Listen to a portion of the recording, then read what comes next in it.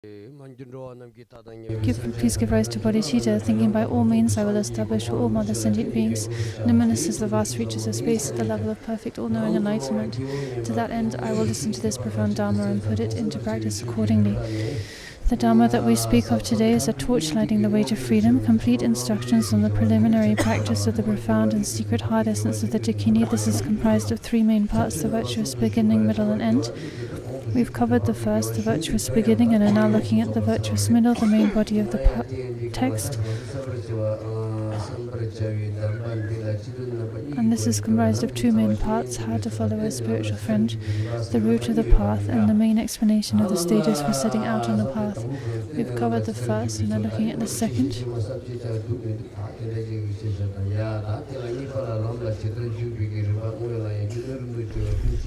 The second part, the main explanation, is comprised of, first of all, general preliminary practice for each session. The specific preliminary practice for the yogas are the two phases, these two. We've covered the first, which is comprised of two subsections: the common preliminaries of the four mind changings and the special uncommon preliminaries that sow the seed of the profound path in 5 stages. We've covered the first, the common preliminaries of the four mind changings, and we're looking at the second, the uncommon special preliminaries in 5 stages. And from among these 5, we've covered the first 4 and are looking at the 5th, the Guru Yoga, the training in Guru Yoga, the heart of the whole path. This is comprised of 2 main points, general points to be understood, a clarification of the points of training in this case. We're currently looking at the second, and we've finished most of this point, this last point, and we left off yesterday discussing how to practice in between sessions. So we have sessions, our formal sessions, and then the time in between sessions. So how to practice in our in between sessions. So like the formal sessions means when you're actually sitting down doing the Ngondro practice, refuge, bodhicitta, and so on, Vajrasattva, Mandala, Guru Yoga. And then you get up, and when you finish the sessions you get up, and that time in between sessions is the in between session time, or sometimes it's translated as post-equipoise. So this is the period of time in which we perform practices like sur and sang and so on, and how to make good use of this time so that our body, speech and mind don't just return to an ordinary state. So we've already covered some of Dusha Rinpoche's advice about how to make use of our post-meditation time. Really blessed, potent, pertinent advice. Started on page 270. After this, continue with your everyday activities and so on.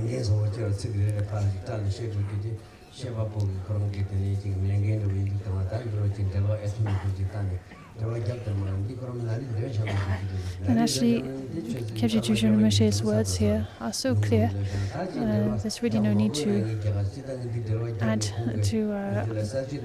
any further explanation. There's nothing unclear here that needs to be unraveled with further explanation. But nevertheless, it's the responsibility of the teacher to teach, to give further explanation. So that's what we're doing. So we reach the bottom of page 271. Signs that your practicing the profound path has resulted in the blessings penetrating your mind stream. The profound path refers to this path of the Ngondro, the preliminary practices, beginning with refuge, bodhicitta, and leading up to culminating in the practice of Guru Yoga. So the signs of this practice, these practices, the fivefold Ngondro practice, actually penetrating your mind, causing some transformation in your body, your speech, and your mind, in your being. What would these signs be? Well, these signs may occur in reality, in experiences, or in dreams. They are, in general, the signs described in the text or the practice for accomplishing the teacher. So this means the ladrup, the Guru Sadhana. For instance, in the Terika Dun, the Guru Sadhana that we've been reciting every afternoon, actually in the small print, towards the end of that sadhana, it explains very clearly the signs. the signs of progress. So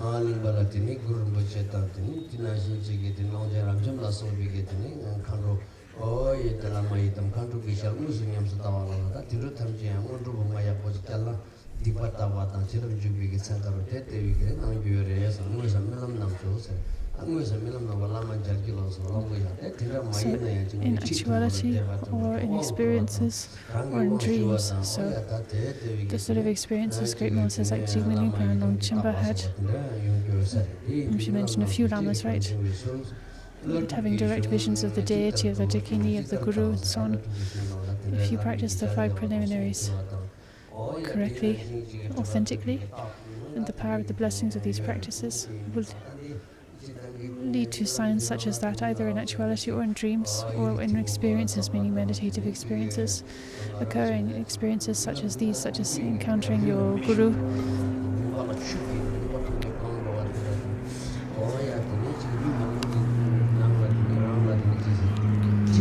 Sitting on being seated upon a high throne in the midst of many people, or being washed or paid homage to, and so on. These and many other signs. Plowing fields.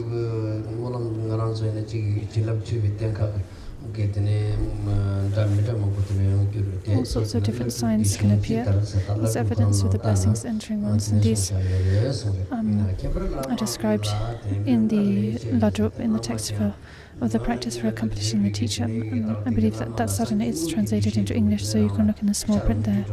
More particular signs are one has more devotion to the teacher than before. Like as Dilgi Khyentse Rinpoche taught, as Ngondro Rinpoche told me, when you really feel that, oh, my teacher probably is Buddha. I reckon my teacher really is Buddha. This shows that you are approaching realization of the mind, realization of the nature of mind. And when you feel the conviction that your guru really is Buddha in person, a complete conviction in that is a sign that you have directly realized the nature of mind.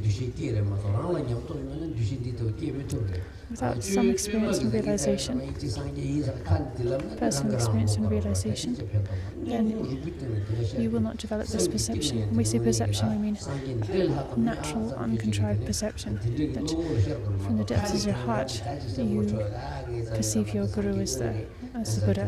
You're not just parroting these words, right?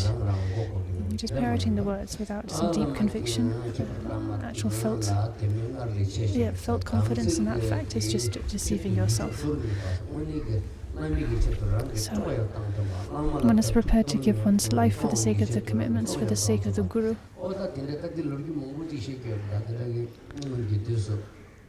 There are many stories of practitioners in the past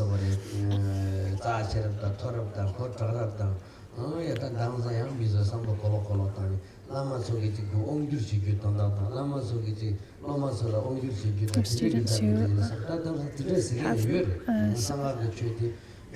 have been able to see their guru as the Buddha they are, and also other students who have not been able to accommodate this, who have misunderstood and not been able to give rise to this perception, and actually misinterpreted it and ended up thinking, well, this is just something taught out of by the teachers for their own self-interest, because they want power or they want to gain influence and respect and what have you.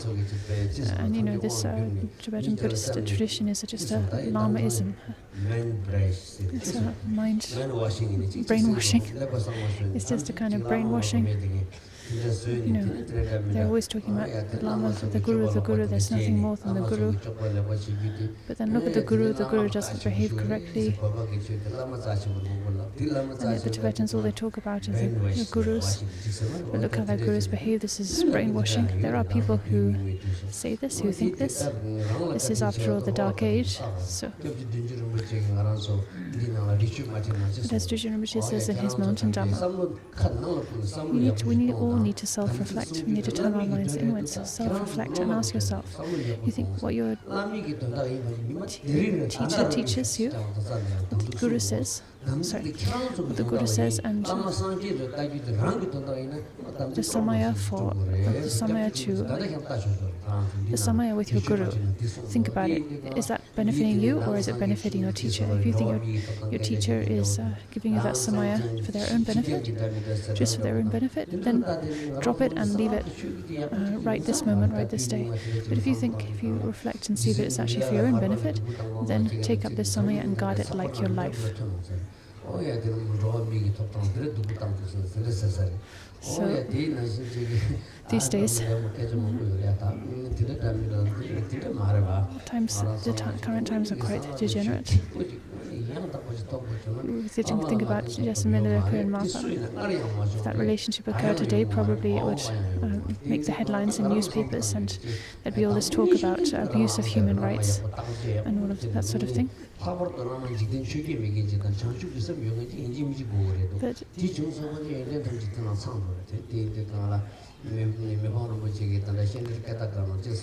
as Jujun Rinpoche said, reflect on how the samaya with the Guru works. Is it benefiting you, or is it benefiting the teacher? How is it actually working? So if you see it's benefiting you, that it is benefiting you, then adopt it and guard it with like your life. And if you think it's just being taught for the sake of your teacher, for their personal benefit, well, then you can cast it aside. So you need to self-reflect and decide for yourself. And also reflect on the Guru's kindness, the Guru's qualities, how the qualities of the enlightened ones really are contained in the Guru, a genuine Guru, right? With a genuine Guru, that will be the case.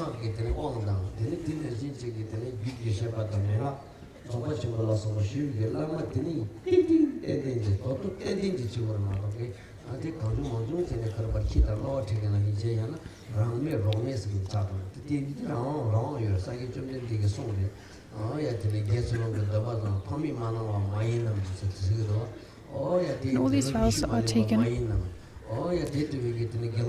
The vows, Buddhist vows from the personal liberation on up. It must be taken willingly, right, from our own side. The entire Buddhist path, from the first step onwards, every step should be taken because we want to take it. So from the personal liberation vows, like the monastic vows on up, you are taking those vows and taking those steps because you want to, right? No one is forcing you to. This is the nature of the Buddhist path. So when you enter the Vajrayana and you enter a student-disciple relationship with a teacher, you're doing it because you want to.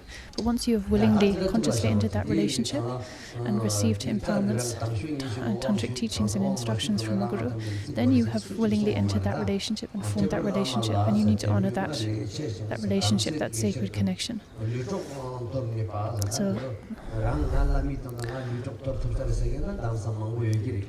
one is prepared to give one's life for the sake of the Guru. Well, there are probably a lot of people who actually say that these days, in the past and these days, but people who really can do it, if it really came down to it, well, probably such people are very rare, like in the past.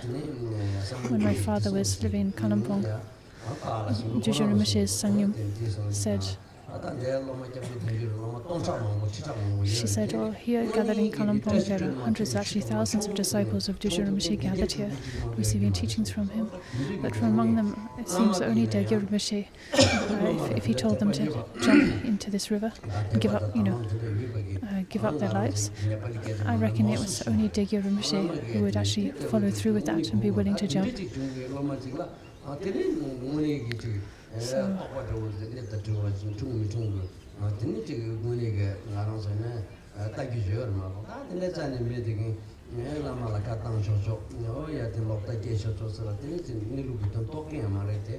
so that kind of trust and reaching that level is a sign of some, I think Rinpoche said, a sign of some realization and experience. But otherwise, these days, you have a lot of people parroting sorts of things, making this and that claim, but then they end up criticizing the teacher and so on. That, of course, that just reveals where they are, right? So, signs of progress on the path. One's prepared to give one's life for the sake of the commitments, the samaya with the Guru, the perceptions of the 8 ordinary concerns, the worldly dhammas, become hazy and unreal. Hazy and unreal means they become like mist, and so they become insubstantial and they just fade away, like morning mist. It's kind of it's just insubstantial, and then it fades away, right? You reach the point where you have no more worldly concerns than you don't even have a needle tip's worth of worldly concerns. Like Kimbo Chugyo Kimbo Dazaramshi, Kimbo Chugyo, this great master who spent decades and decades just with a simple deer skin as his seat. For many years, when receiving teachings from Kenrishi, we were all seated at the same level. And later on, in later years, when the group of students receiving teachings grew, and it was difficult then for everyone at the back to see Rinpoche at the front, then we did. He let us build a throne, but then even though it was a really kind of lousy throne, just a platform nailed together with planks nailed together. So this is how my root gurus were. They were completely free of the worldly concerns. That's how they were. But me as their student, I haven't been able to follow in their footsteps and emulate their qualities. But still, they themselves were like that. These days people say he's like the second Milarepa. Praise him as the second Milarepa. There was just no one like him. If people would praise him, he would actually get angry.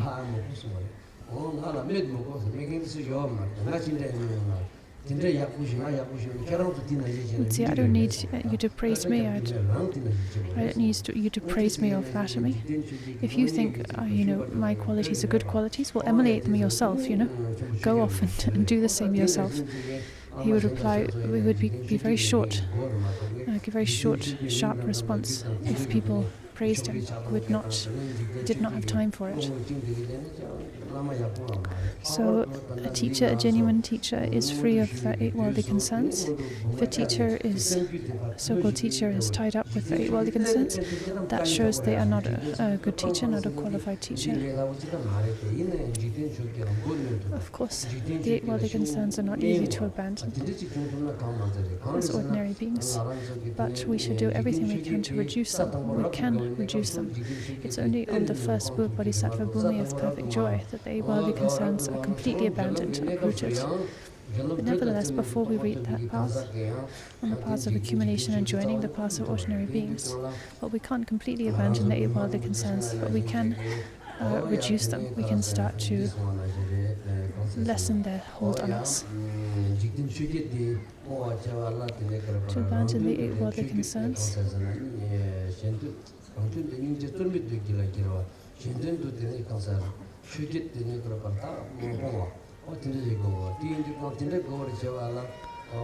as Kenrishi would say,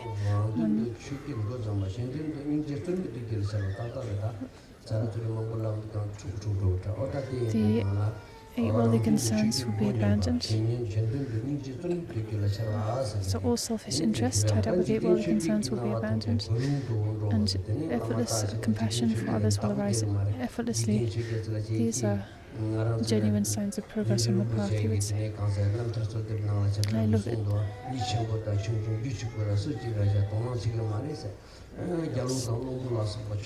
Chaitra Rinpoche said when writing about Juju Rinpoche,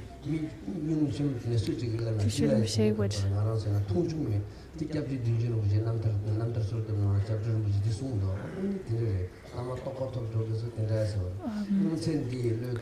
just regarded everyone the same, whether they were high or low, young or old, rich or poor, kings, ministers, wealthy, famous people. He gave them no special attention, no special regard.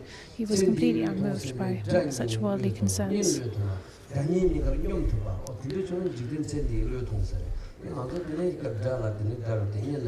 Giving up the worldly concerns also means giving up notions of friends and foes.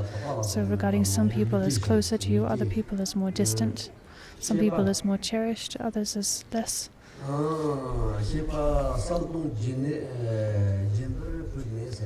One has relinquished the things of this life and therefore entertains little expectation or fear. One's mind is rendered naked, clear and empty. So when you rest in the natural state, awareness, natural display or strength of awareness will manifest, clear and empty.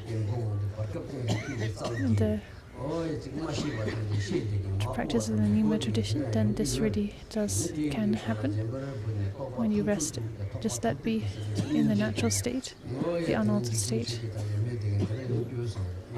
These natural qualities of awareness will become manifest, become apparent.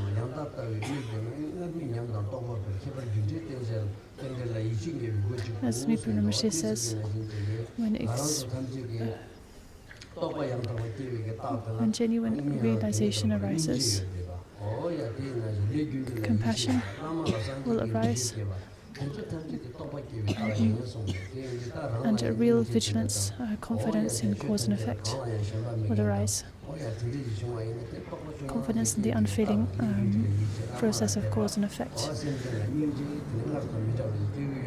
Faith in the Guru, compassion for beings, of a strength and intensity that you did not previously have. These are signs of progress on the path. These are the best and most reliable signs, it says.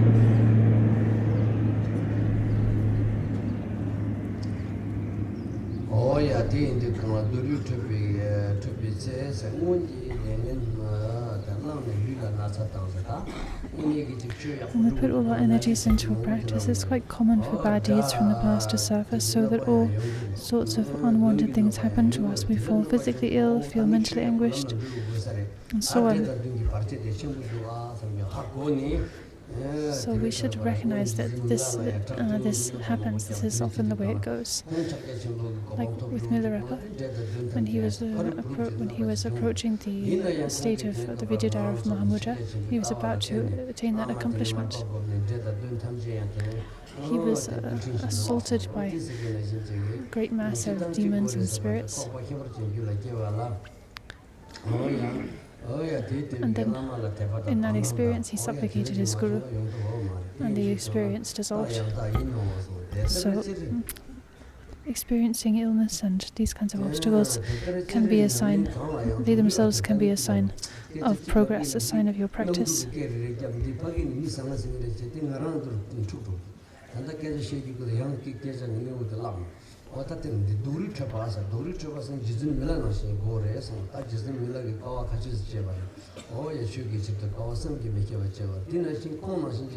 So to backtrack, one has relinquished the things of this life and therefore entertains little expectation or fear with regard to any of them. So like Milarepa,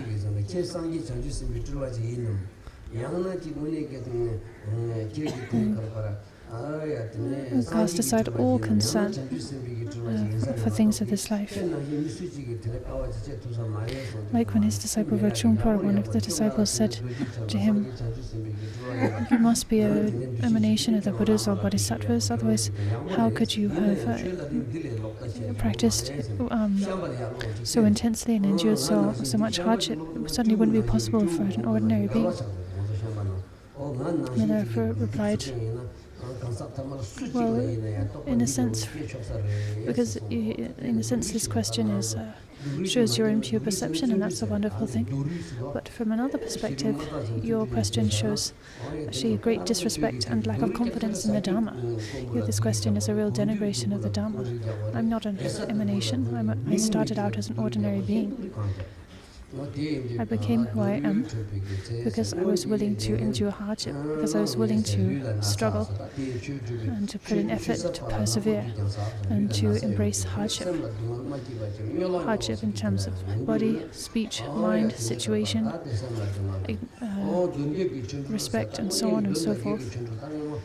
If any ordinary being, if they can embrace such hardship and put in the same level of same effort that I did, they will and can progress in the same way. In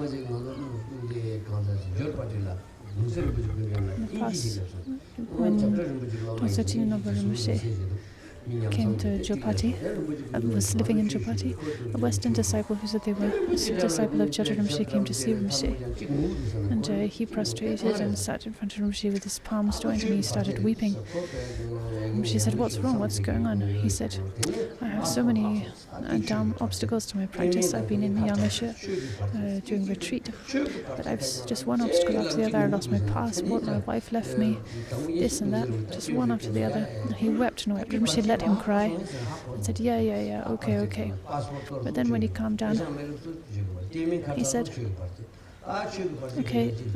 She said, "Yes, okay. You've been encountering these obstacles. You've lost your passport. Your wife has left you. You've lost your money. These are obstacles to the Dharma, right?" She said, "Why do you say these obstacles to the Dharma?"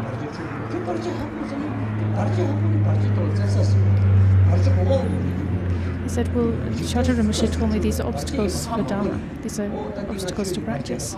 And then Rinpoche said, "Well, you know that they're obstacles?" And he said, "Yes, I know they're obstacles." He said, "Well, as a practitioner, if you encounter obstacles and you recognize that they're obstacles, if you recognize that it's an obstacle, then why are you falling under the sway of this obstacle?"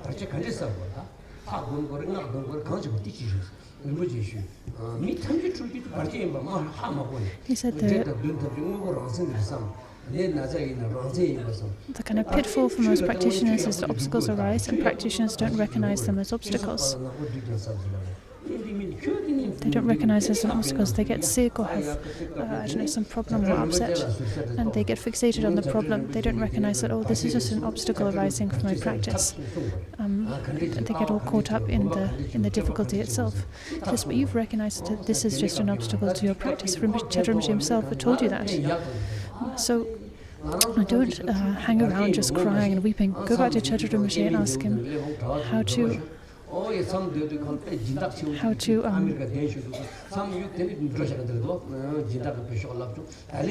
go back and ask him how to dispel those obstacles. What kind of practice do you need to do? Meditation, deity practice, mantras, and what have you. You recognize these obstacles, so deal with them instead of just falling under their sway. I don't know if this advice helped the student, but it certainly helped me. Because these obstacles arise, right, for practitioners. As I said, when the Dharma is profound, obstacles are profound. Often it happens, you see this happen all the time.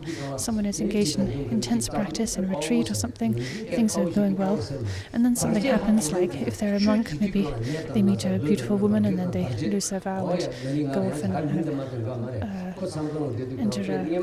start to lead a mundane life, or they meet a big sponsor, and then they get carried away by money and luxuries, or so on and so forth.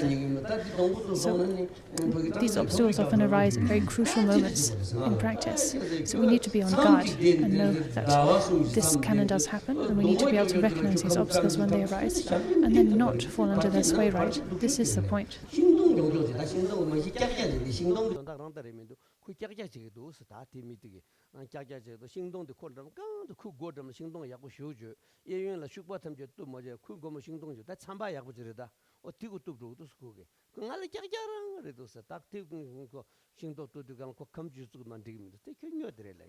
행동 교육도 참 발전시 경우로 돼. 뒷 발전이. 뒷 발전은 행동도 교육도 그 똑똑한 원기를 되려고. this 괜찮아요. 행동 제조가 다 드라이나 되리. 년년년 되리. 참 대두 강 교 타변을 쇼스게 레옹.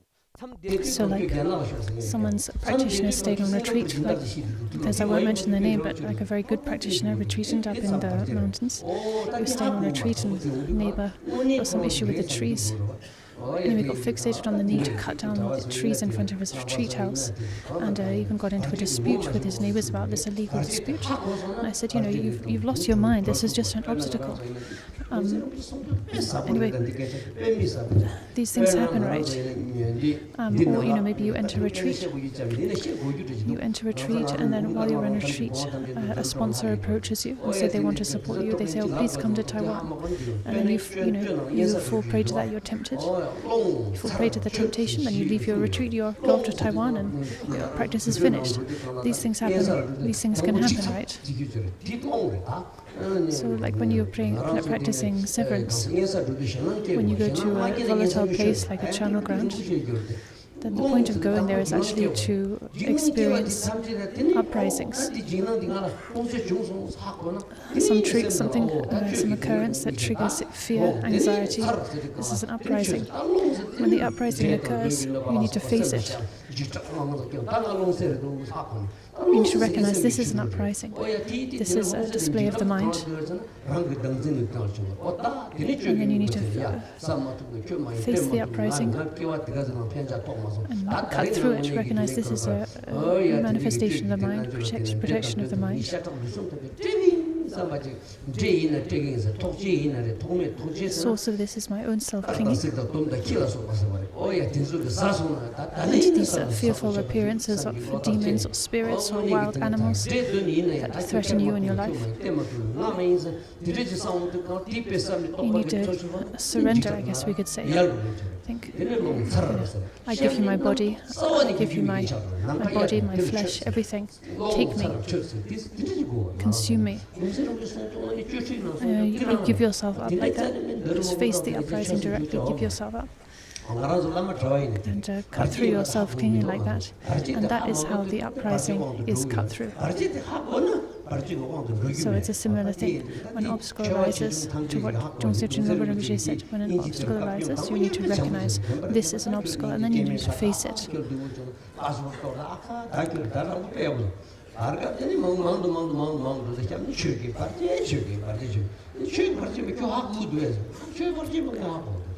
He said to this Westerner, you know, you have a problem on top of problem, your passport, your wife, your this and that. You say that there are obstacles to your Dharma. So you recognize that there are obstacles to the Dharma. Well, then you need to deal with them, right? So then Ngondro gave him this really harsh scolding and said, take yourself back to Chaja Rinpoche and ask him, these are obstacles to the Dhamma, so how do I deal with them? Instead of falling under the sway of the obstacle and just lamenting your misfortune, you need to recognize this is an obstacle. So instead of lamenting, you think, how do I deal with this, right? How do I deal with it? You need to face it head on, right? Just like the thief enters your house and you recognize the thief is in your house, but then you need to deal with the thief, right? Instead of just hiding away and letting the thief take everything, take all your wealth. You need to think, how do I deal with this thief? Do I call out? Do I get help? Do I go and fight them myself? Do I scare them away, right? That would be like the mundane equivalent of what Ngondro Rinpoche was saying.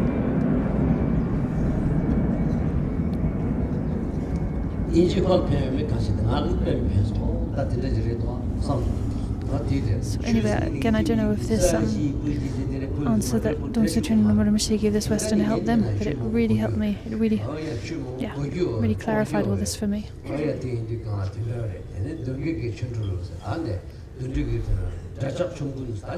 So, jumping back into the second paragraph on page 272, we might fall ill, feel mentally anguished, experience the manifestations of negative forces and obstacle makers, fall victim to hostile people, and so on.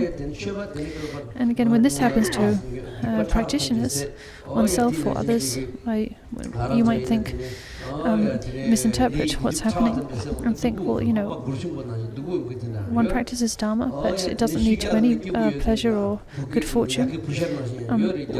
All these practitioners who are struggling with all these difficulties, and then look at all the evildoers who spend their lives cheating others and what have you. And they seem to be living very rich and comfortable lives. But that does not mean that those evil deeds are not sowing the seeds for suffering. It doesn't mean that the practitioner's efforts are not leading them along the path. Right? The karmic cause and effect is unfading, undeceiving. The seeds that those evildoers are planting will without a doubt ripen in suffering for those beings, and often it's the case. It's just the case karma works that evil beings, people doing a lot of negativity, can actually find their positive karma ripening very quickly. So in the very short term, they seem to be experiencing good luck and so on. But then how will their life end, right? Once that good karma quickly ripens and is worn out, then what happens, right? When their negative karma starts to ripen and they suffer intensely. So for a practitioner, when a practitioner experiences difficulties, they need to recognize that, this is my negative karma ripening. This is a wonderful thing. This is the kindness of the teacher. This is a wonderful opportunity to purify and really just rejoice and at least to just be okay with what's going on. Chadra Rinpoche's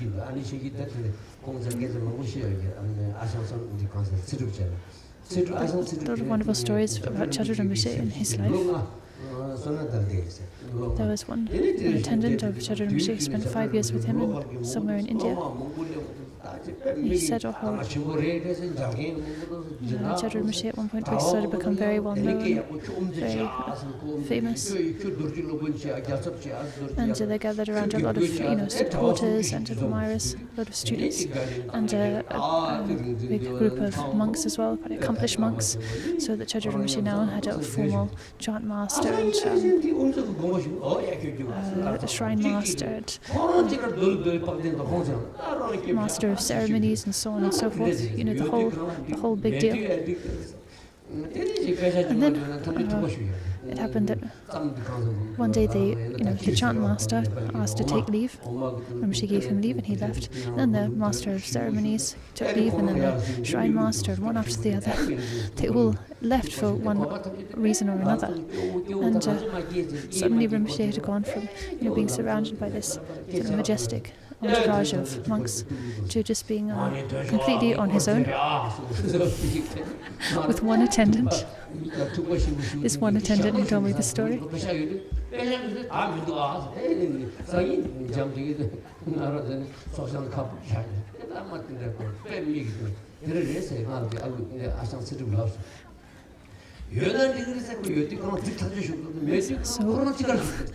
But whatever happened, whether Chadra Rinpoche had a lot of people around him and money, then he was totally okay with that. But when everyone disappeared and he was left with nothing, sometimes he had hardly any money. And he was totally okay with that. He was just unmoved by his circumstance, completely unmoved by his circumstances.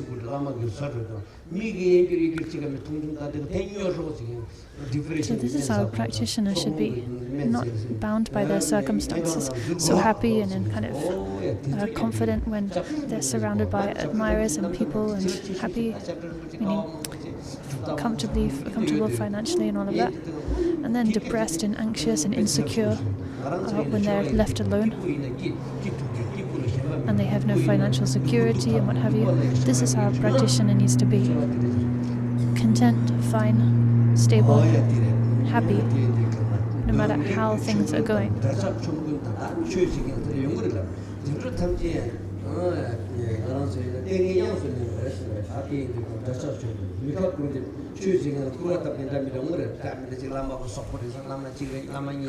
Sometimes also you'll fall prey to hostile people, find ourselves subject to people's criticisms and false accusations.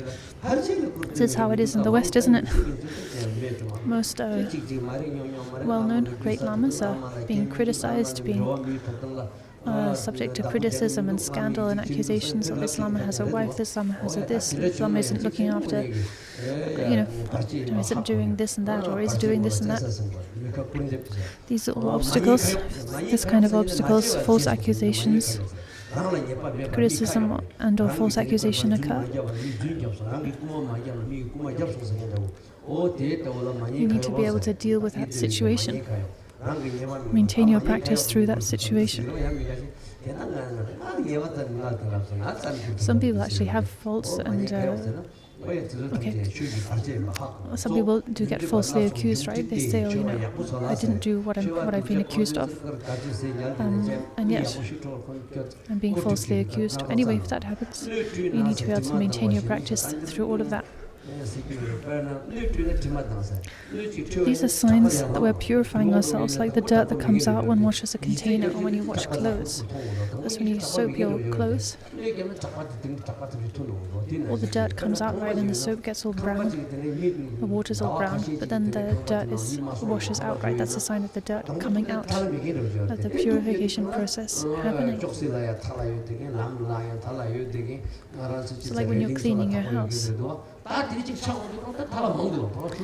like if you have a really dusty house, all the surfaces are covered in dust. Well, when you start cleaning, it seems like the dust rises up, right, and it seems like the dust is getting more. Actually, it's not getting more. It's just the process of cleaning, the process of shifting that dust and dirt away, right? So the same happens when practicing. The practice of purification involves the practice of purification involves all these misdeeds and illnesses and so on rising up, right? But they need to rise up, right? This illnesses and obstacles rising up is part of the process of clearing them out, right?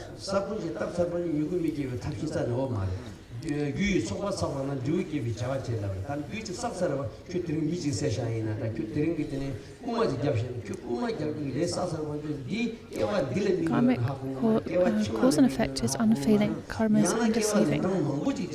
The effects and fruits of your practice will ripen. Once you sow a seed, that seed without a doubt will ripen. It might take time, but when the other conditions for its sprouting come together, you will not be able to stop it sprouting. So the same goes with karma, positive or negative. As Jingmenipa said, when the bird of karma flies high in the sky, you cannot see its shadow. But when it lands on the ground, its shadow will unfailingly appear again. Or a plane, right? When a plane is high in the sky, you can't see its shadow. But when the plane lands, the shadow will appear. So karma is like that. Karmic seeds might not ripen straight away. It doesn't mean they're not going to ripen.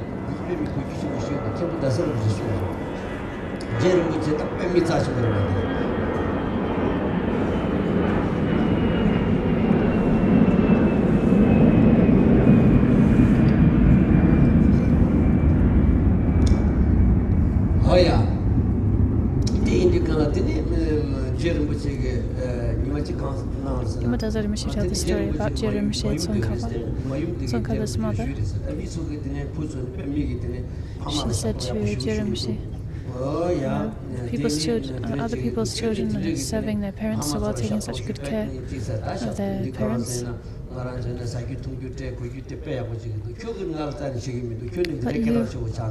But you are not doing the same. You're a published, renowned teacher, but you're not taking care of me. You're not giving us any, of your donations and what have you. And Je Rinpoche said, "Okay, I can give you some of my donations, my offerings, sure, but these are offerings made to teachers, made to the monastic sangha, and think about what would happen if you partook of these. So, okay, here's some tea I've made with the offerings I've received. And he poured it into her cup. So he drank some himself, and then he poured it into her cup. And the moment he poured it in, his mother's cup split in half. And his mother was amazed. She was shocked, amazed, and she saw, oh, right, this is the point. The offerings made to Tsongkhapa, my son Tsongkhapa, offerings made to a pure monastic, to a teacher, offering made to the Dharma. So they are not to be partaken of just anyone. Kemo Daso Rinpoche would tell this story. So for those of you who do receive offerings, then it's really important that you make proper use of them. Sure, use them, some of them, to fulfill your basic needs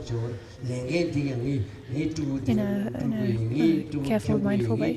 But then, if you have offerings left over, then you really need to make careful use of them. Think carefully about how you use those. Not just, oh, now I have lots of money, so I'll drive around in a fancy car. Now I have lots of money, so I'll, enjoy this or that luxury. Think carefully about how you use these donations, because they are very weighty donations. They are very weighty in karmic terms.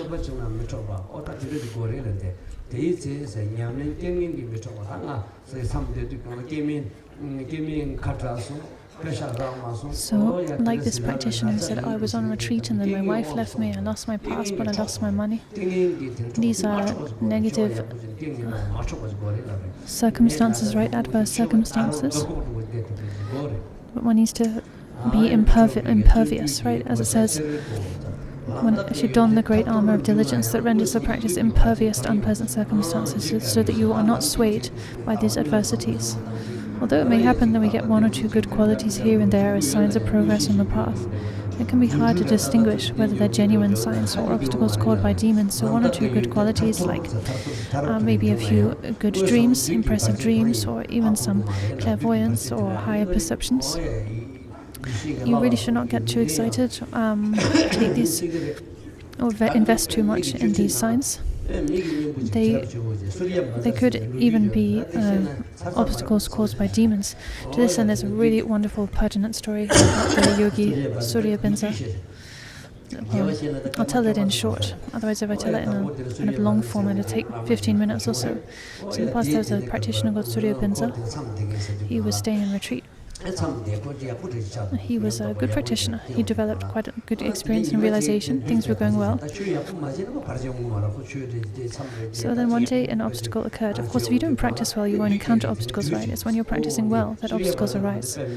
So some demons, Maras, obstacle makers, they saw that this man, Surya Binza, was practicing well, making good progress. So they all gathered together and they thought, we need to interrupt him, we need to interfere with him, mess him up a bit. So there were the four Maras gathered together.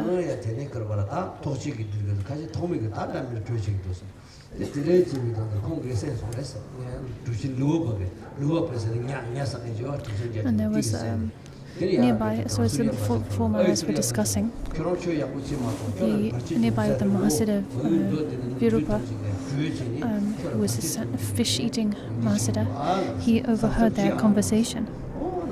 And he went to Surya Binza and gave him a warning. He said, the Maras are planning to attack you, to make problems for you, so be on guard. Take care, do not fall under their sway. And he said, oh, thank you for the warning, I'll be on guard, I'll be sure not to fall under their sway. So then the Mahasiddha Virupa went back to his business, and Surya Binza continued practicing. But soon enough,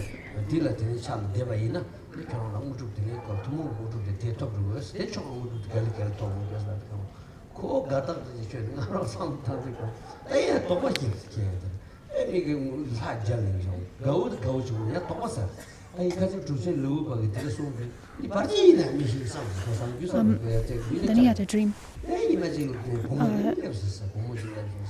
A dream in which someone appeared and said, you are practicing so well, in a few days a beautiful woman will appear and she is your destined consort. You must take her as a consort and then your practice will increase, your wisdom will expand. He had this dream, he woke up and thought, I'm not so sure maybe this is the obstacle that the Mahasiddha was talking about. And anyway, a few days later, actually things did happen just like the dream predicted. This girl appeared. She appeared with offerings for him and praised him and what have you. She was very flattering. And anyway, the first visit didn't cause him too much problems, but then the woman appeared again, made offerings again, and slowly he became very fond of this woman, became very attracted to her. And Surya Benza said to her, well,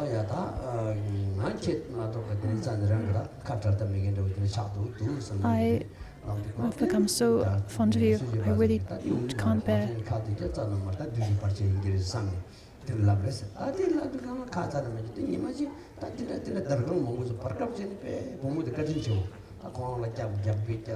Okay, so the woman became very fond of him and said, I've become so attached to you, I really can't bear to part from you. And Surya Benza replied, oh no, I think this is just an obstacle. I think this is just an obstacle for my practice. We can't form an attachment. But then, anyway, she kept on supporting him with provisions and so on.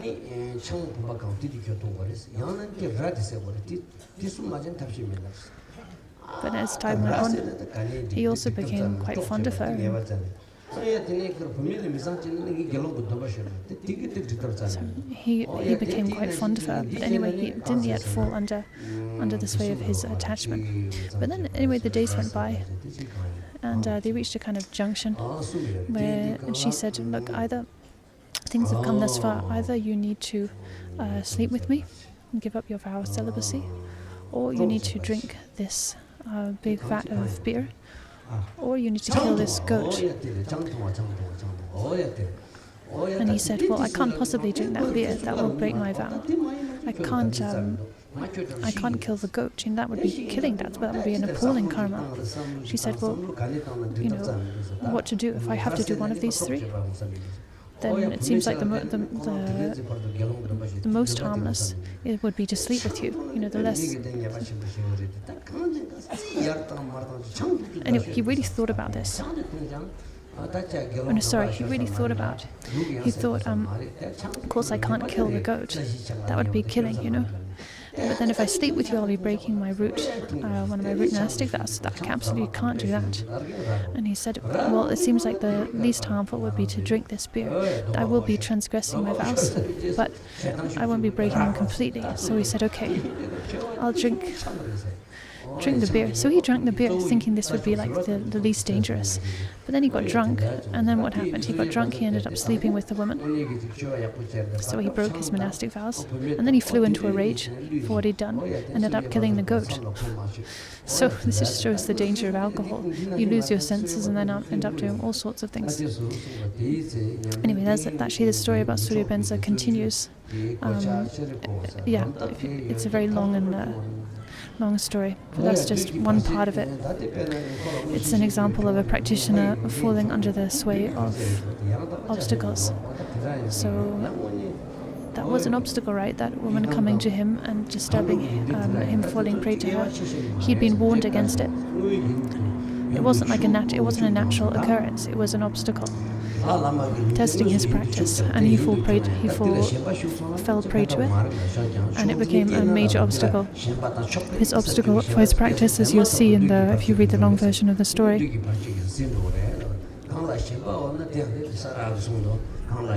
Sara has said, whatever you are attached to, drop it. When you realize directly, the nature of all things is that. So it's attachment, fixation that obscures realization. Attachment and fixation obscures realization. So whatever the object of your attachment, it must be given up. Like, look at a master like Guru Rinpoche, a realized master like Guru Rinpoche is completely free of even a drop of attachment. As long as you maintain attachment, then your realization will not dawn. Even supposing they're genuine, the moment we attach any importance to them, to such signs, they'll turn into obstacles. So rid yourself of all expectation. Don't be attached to good signs or frightened by bad ones. It's said that while we're on the path, there are many mistakes we can make. The principal errors are to treat the teacher as an equal, to think that you're at an equal status as the teacher. If you develop that perception, well, the obstacles have already begun. To be lacking in pure perception with regard to one's Dharma siblings, as Ngondro said, he traveled far and wide all across the Himalayas, met many great teachers, and practiced with many sanghas. But he said, after all these decades, he said that he had not seen any community where the practitioners had pure perception to one another. As the practitioners of the Ngondro tradition, he said, of course, pure perception and veneration for one's teachers, but when it comes to pure perception for one's fellow siblings, he says no one equals the practitioners of the Ngondro tradition. So Dharma siblings prostrating to one another. So he was a Sakya disciple to begin with, and he met so another disciple. He was first Sakya and then met Degyur Rinpoche and became a Degyur Rinpoche's disciple. Anyway, there's a story of how this the great disciple and Degyur Rinpoche and then met each other. They are sort of there's this commotion of the two prostrating to each other.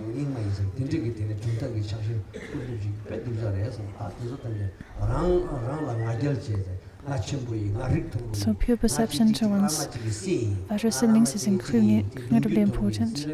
To criticize other philosophical systems while being proud of one's own, or to just be proud of one's, for whatever reason, proud of one's family, one's standing. I'm from this family, I'm this race, I'm this ethnicity, and to be proud of that. This is really worthless. We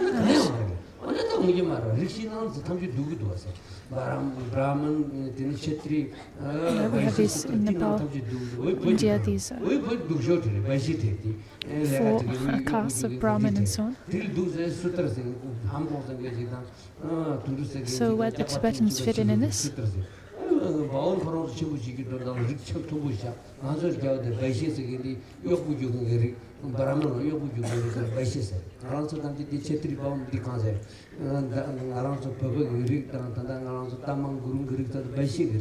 So, in this system of class or caste, where do the Tibetans fit? Well, the Tibetans are in the lowest caste, together with the Tamang and Gurung and so on. They're all in that lowest caste group. They were made to do menial work traditionally. So this is what someone said. That's what some people in the past have said. I missed the name. Anyway, someone whom she was talking with in the past brought up this issue of caste with relation to the Tibetans, and said that, us Tibetans or you Tibetans belong to the lowest caste. And I replied, well, no, actually, we don't even have that caste system. We don't have that caste system, don't follow that caste system.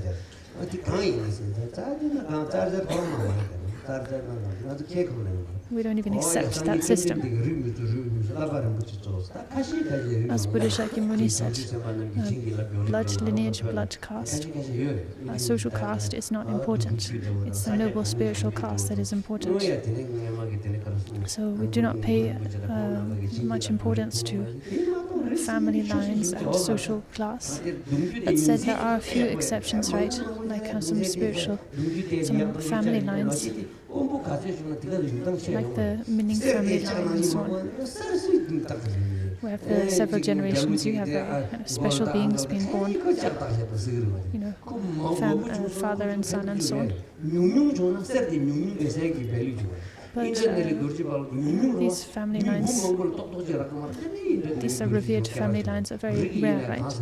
And they should be rare, because it's something being rare that makes them precious, right? You know, if we start identifying like every other family line as being precious, you know, as being a noble family, then the whole idea of a noble family loses its value, right? Like gold, right? Gold is precious because it's rare, you know.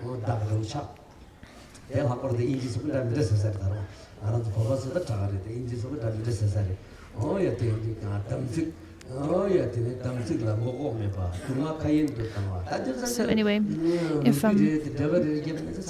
we get too much into make too much fuss about noble families, or identify too many family lines as kind of noble family lines, then it loses their value, you know, in people's perception, and then one might get just accused of nepotism, and it all becomes like worthless. And especially in the eyes of Westerners, they'll be very critical of such things. Maybe the Tibetans and Himalayans more accepting of it. Anyway, this is to say that, in short, in the Buddhist tradition, we do not place importance on family lineage and social status. But that said, there are a few exceptions, like in the Tibetan tradition. There are a few family lines that are regarded as being very blessed and special.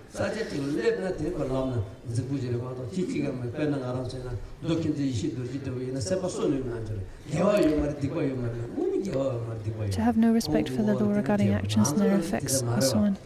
So, if you're someone like Dokyen Seishe Doje, who has the power to revive the dead, well, that's different.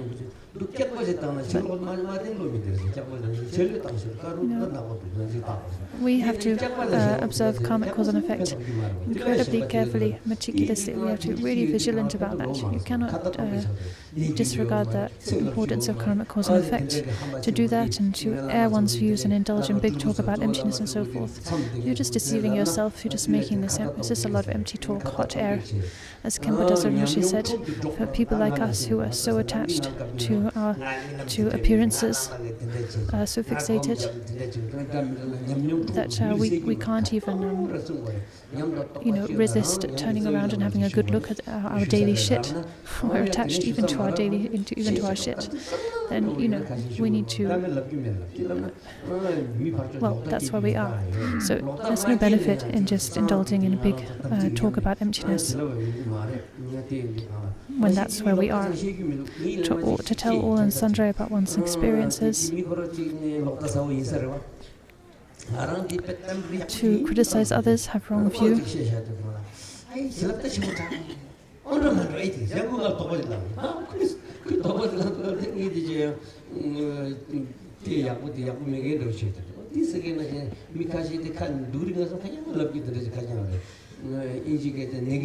There are some people who always speak negatively about everything, about everyone.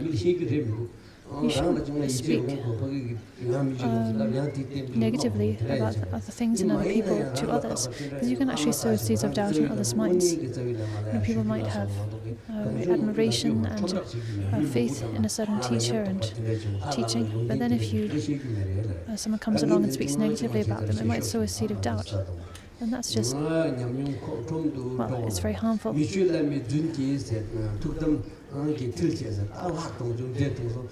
lie that one has just the one qualities that one doesn't have. To say, oh, I saw this deity, I saw this spirit, I saw this naga, and I made an offering and so on.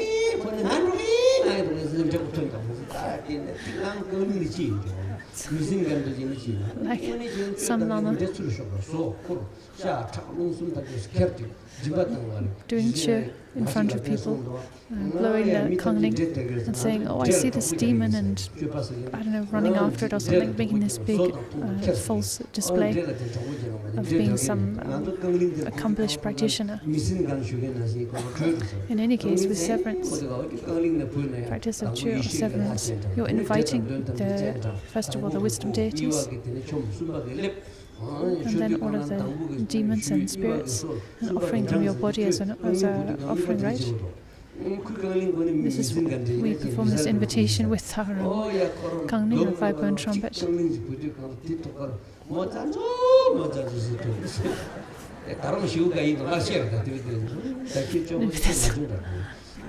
Practitioners who just make a big show of blowing the thigh-bone trumpet, a big fraudulent display of blowing the thigh-bone trumpet and doing all sorts of things. Anyway, this is all just an empty show.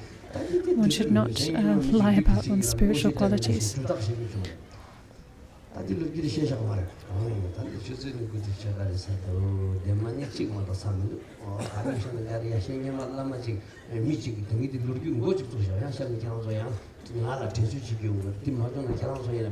So there's a story, I won't tell it in full, I just tell the beginning.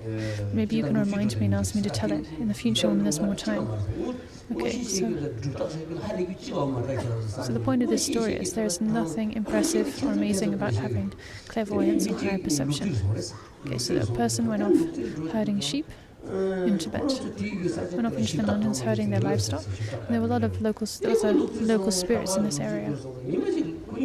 Anyway, one day this person fell asleep, this shepherd fell asleep, and a white person appeared in their dream and seemed to kind of dissolve into them. He woke up, the shepherd woke up, and it seemed like now he could see and understand things that he couldn't before. He stepped onto a rock, solid rock, and his foot left an imprint on the rock. He placed his hand on the rock, left a handprint. He spoke to people and he could read their mind, he could tell the future. Now he gained a reputation of being this extraordinary fortune teller and accomplished being who could leave footprints in solid rock and tell the future and read your mind. And anyway, he gained a real reputation, was revered by local people. Eventually, he met a guru who pointed out to him, look, you've gained these powers because you've been possessed or blessed by a spirit. It does not actually come from your experience and realization. This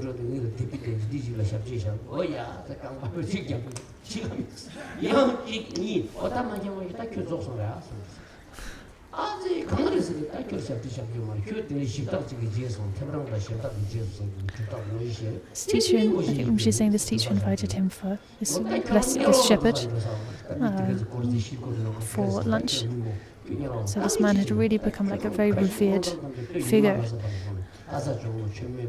And this Lama invited him for lunch and said, now, in my presence and before my eyes, make a footprint place your foot on this rock and, make a footprint in it. He placed his foot there, but no footprint. He did it again and again, no footprint. What had happened, he couldn't understand. The Guru said, now it's all over for you. All that happened to you was you were possessed by a spirit. You were getting your powers from them, not from your own realization. And now that spirit is left, now this is over. And he said, if you don't do something, then you are headed to change your course. You are headed straight for hell, because you've accepted so many offerings and so much respect and reverence from other people. They all thought you were a realized being, but actually you've just been possessed by a spirit. Then this shepherd was distraught at his mistake. He said, what should I do? The Lama said, well, you should go on pilgrimage to Lhasa, make offerings, make confession, accumulate merit, and so on. And then you can change your course, make up for your mistakes. So this is a real story. This is a real story. It just goes to show that the point of what this illustrates is that clairvoyance, powers, this sort of thing, impressive dreams, they're not genuine, they're not fail-safe signs of realization. They can be signs of progress, but not necessarily. They could be obstacles, interference of demons. So what are the fail-safe, the unfailing, unmistaken signs of progress on the path? Increase in compassion, increase in faith, increase in renunciation. These are genuine signs, right?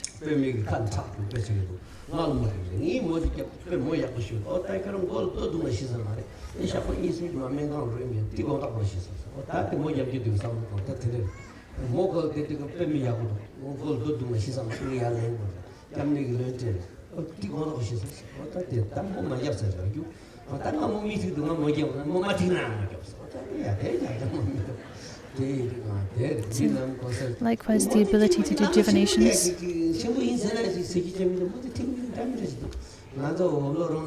Here with divinations with Mo. Sometimes there can be a very realized Lama, but then most the divinations are not very accurate. Sometimes you have a common layperson who, for whatever reason, can do very accurate divinations. It's all very strange. But anyway, the ability to do Mo's and divinations is really not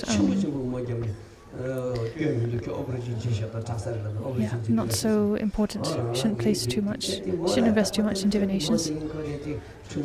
And also in the, how to say, if you request a divination, you shouldn't invest too much in the result.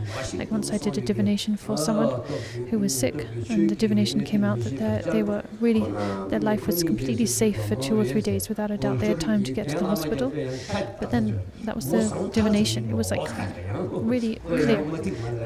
So I sent that the result of the divination to them. But then what happened? Well, that very same person died that same night, even though the divination had shown that they were definitely going to live for at least another few days.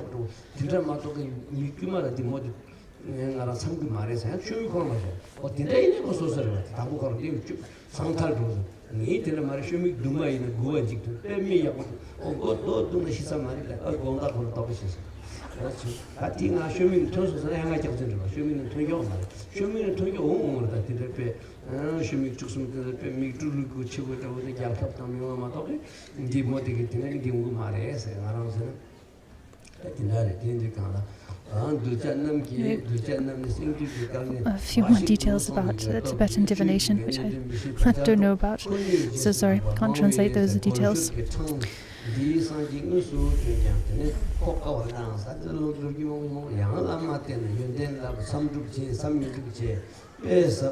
To make such signs the basis of one's practice is obviously the greatest error.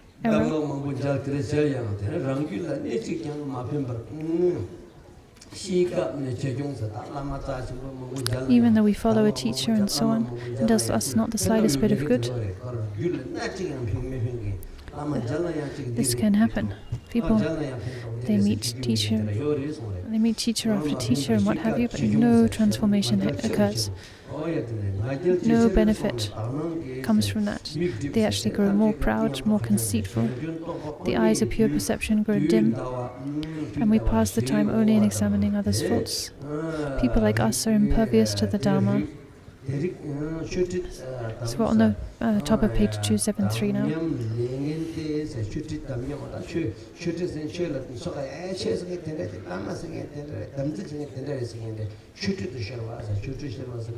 We become impervious to the Dharma. We become thick-skinned. Just dismiss the importance of the Dharma, the value of the Dharma, of the teachers. Just write it all off. We break the commitments. We're burdened with evil deeds. We have truly been blessed by demons. So, Buddha summed up the Dharma as follows: abandon all evil doing, practice virtue perfectly, completely subdue your mind. This is the Buddha's doctrine. So, if we were to summarize the whole result of practicing the Dharma, it's that the mind has to be tamed.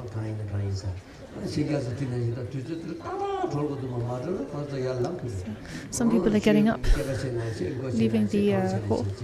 It's like Americans, you know. If the talk is, say, if the talk is meant to finish at 9:30 and you run over time, people will just get up and leave, without any concern for, say, you know, whether they've whether the teaching is finished, or the transmission is finished, or whether they've received their teaching in full. Anyway, this character, this trait has spread over here as well.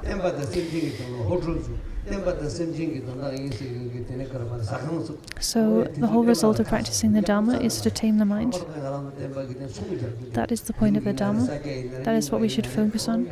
Not like so many others these days are building restaurants and hotels and even selling meat and and alcohol in their stores. And I'm talking about practitioners doing this, to raise money for monasteries or Dharma projects or what have you.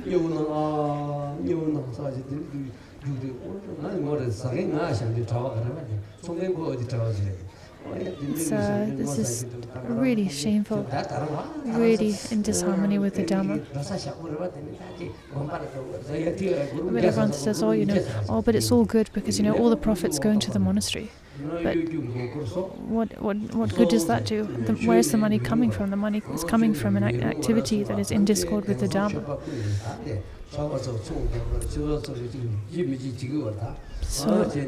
And yet nowadays, there are practitioners who devote themselves principally to harming others for the sake of the Dharma, and so on, doing things like I just mentioned, deceiving people with the excuse that it's for the sake of beings. Everything, in fact, the Buddha taught as being at variance with the Dharma.